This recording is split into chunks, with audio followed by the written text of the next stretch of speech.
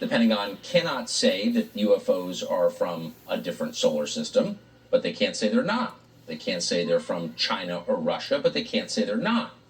Doesn't sound like they can say much of anything.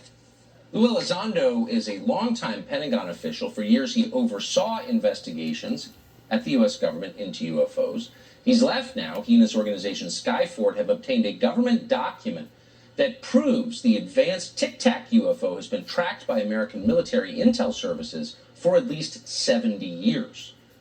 That's much earlier than we thought. Lue Elizondo joins us tonight. Lue, thanks so much for coming on. Tucker, always a privilege. Thank you.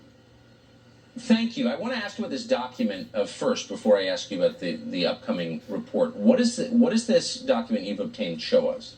Well, this is a document that was obtained through the Freedom of Information Act, and it demonstrates quite clearly that we have had issues with these, if you will, these UAPs or UFOs in the vernacular for at least 70 years, at least since 1950, probably earlier. And this is official U.S. government correspondence. This isn't some eyewitness report from a civilian. This is official government documentation from military personnel to very senior military brass. And what it says is very quite compelling that, look, we've had a lot of military and intelligence eyewitnesses, to include special agents and scientists, and all of them are seeing these things. And more importantly, the frequency has occurred on a regular and continuing basis over sensitive U.S. military facilities. And this has been occurring, Tucker, again, since 1950, according to official U.S. government documentation. So think about that for a minute when we talk about that on the backdrop of this recent revelation that the U.S. government has finally admitted that this is not some sort of secret U.S. technology. Well, okay, that's great. We already knew that.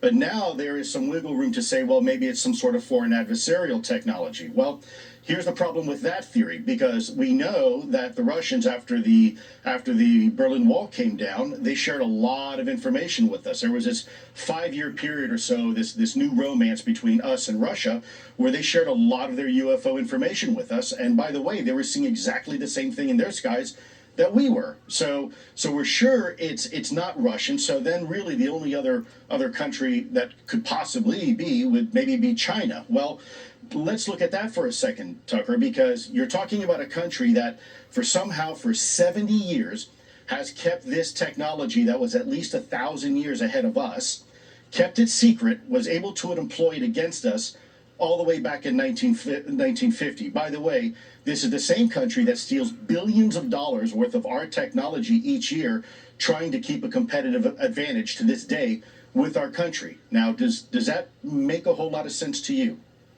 No. I mean, there were famines in China 70 years ago.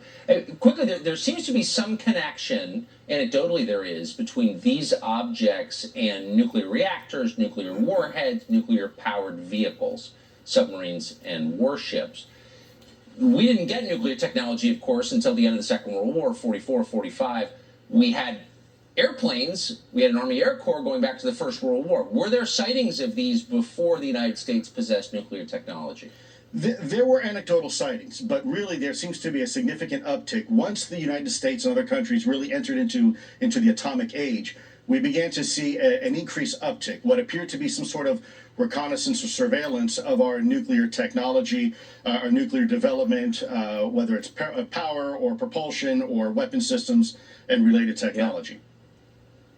Yeah. It's amazing. It's a tantalizing suggestion. I'm not sure what it means, but I think it's interesting as hell. Lue Elizondo, I appreciate your coming on tonight. I hope we see you soon.